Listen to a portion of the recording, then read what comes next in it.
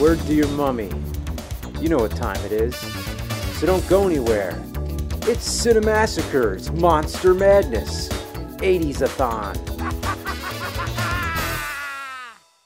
Spookies.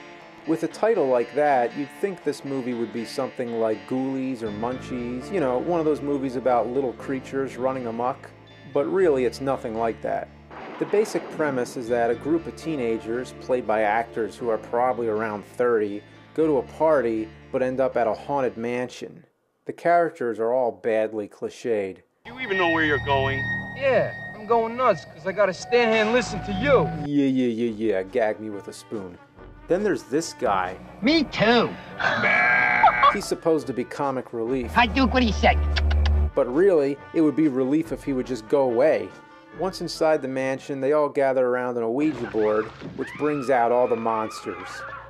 Now, I gotta stop and say, this is kind of like a hybrid of two movies.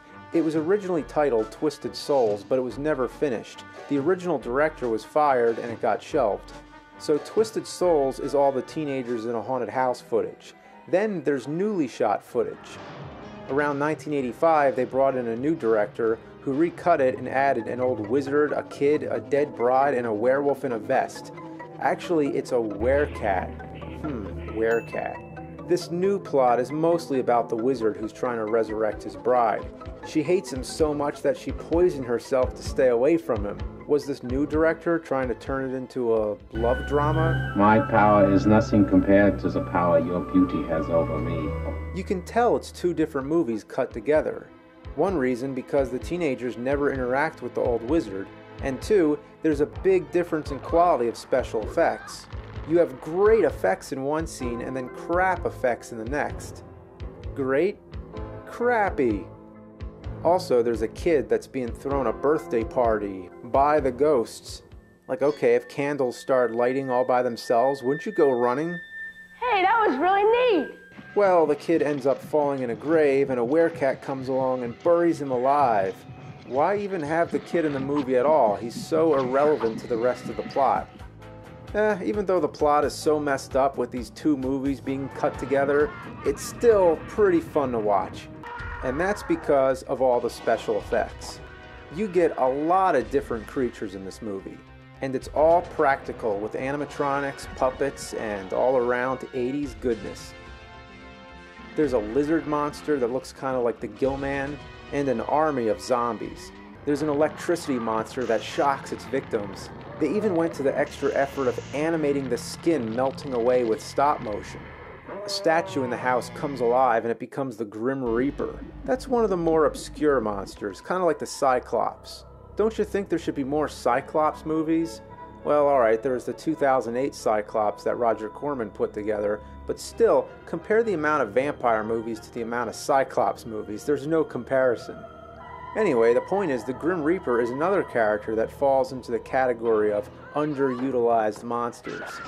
Death needs some more exposure, and this is a pretty good example of a Grim Reaper on film. Did you know death is explosive? One of the best effects is when a woman transforms into a giant spider. It's really disgusting and a great transformation scene.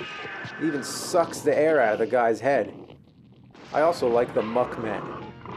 The teens are in a wine cellar when the Muckmen arise from the ground and... Are they farting? There's no explanation. They're just farting. Well, I guess if you're a reanimated dead corpse, there's probably some gas buildup going on. Oh, and guess how they're killed? With wine. Okay, so wine kills them? Maybe it was a bad year. With all these awesome creature effects, you'd think this film would be more widely known. It's not even available on DVD.